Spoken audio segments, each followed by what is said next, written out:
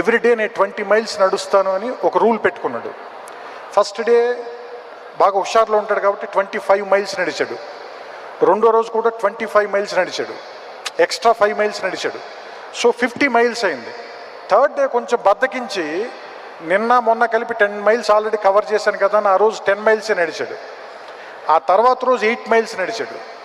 ఏమనుకున్నాడంటే రేపు కవర్ చేసేద్దాంలే దీన్ని అనుకున్నాడు.